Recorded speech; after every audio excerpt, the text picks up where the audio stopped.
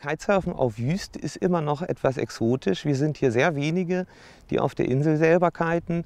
Und auch die Gäste können nicht mal eben mit dem Auto ranfahren. Die müssen schon auch länger hier bleiben und von weiter weg kommen.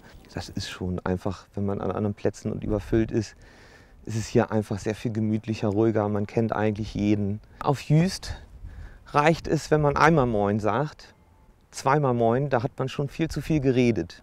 Wir haben in unserem Garten auch Gemüse angebaut und da können wir auch super den Pferdemist hier verwenden, der hier frei zur Verfügung steht. Da muss man nur mal auf die Straße gehen. Dort findet sich dann unser Geld.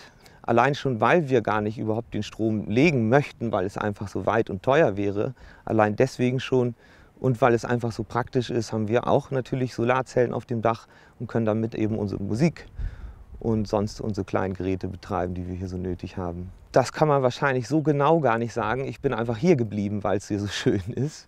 Wir haben einfach hier eine unheimliche Weite und wir haben hier keine Steine. Wir haben also eigentlich den schönsten Sand hier. Das Schöne ist das Fahrradfahren und dass es einfach keinen Geruch von Benzin hier hast. Ich bin Jüst.